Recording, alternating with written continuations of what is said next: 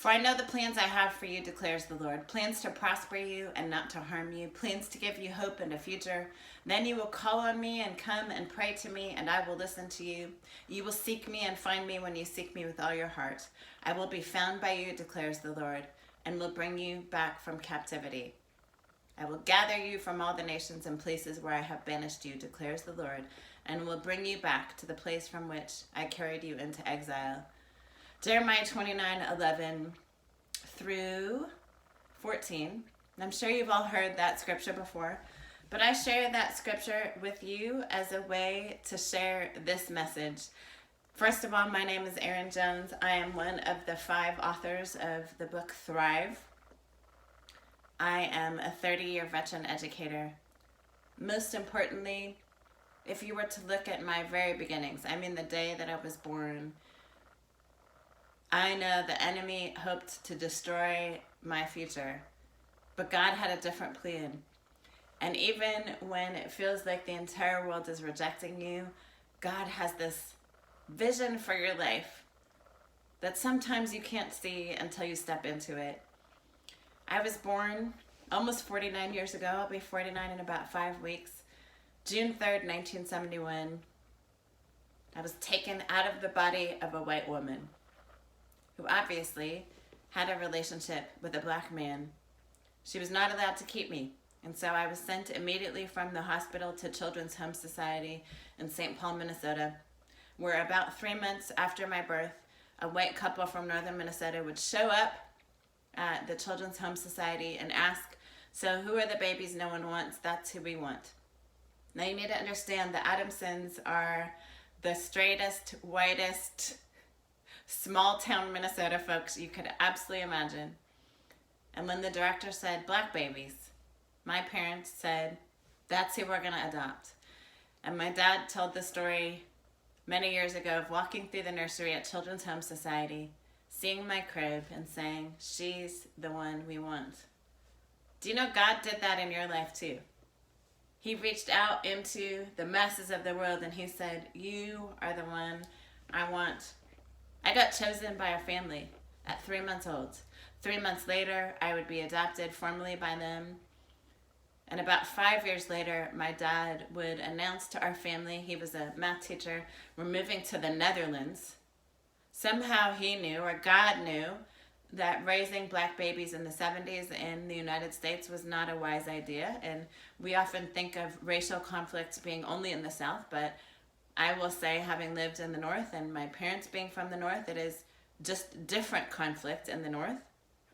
And my father knew that raising me somewhere else was going to be better.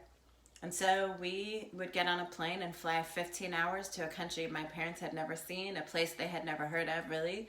But my father had been offered a teaching job there. And I would go from orphanage to sitting next to children whose parents ran governments and ran international corporations like IBM Europe, Microsoft Europe, Shell Europe, 3M Europe. So here's this little black girl sitting next to very powerful people. When I was 9 years old, I would have the gift of making friends with the Israeli ambassador's daughter. And her life story would challenge me to live differently. If you remember, in the late 70s, early 80s, Israel and Palestine were at constant odds.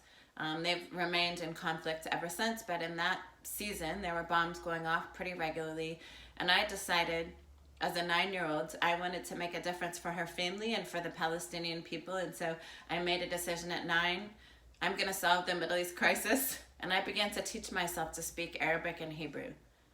I knew that I had been given an incredible gift of a family.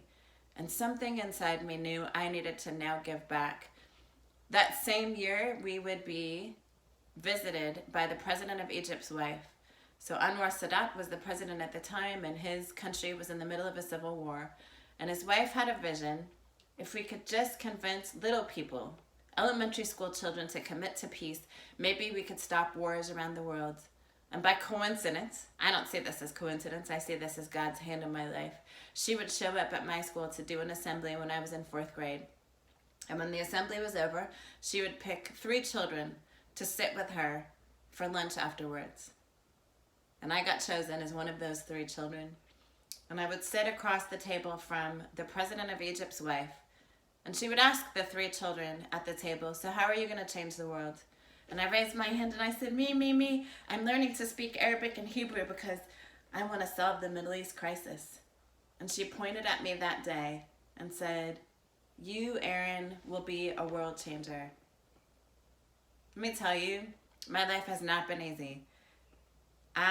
That day changed my life, but I have been in some ups and downs and all arounds.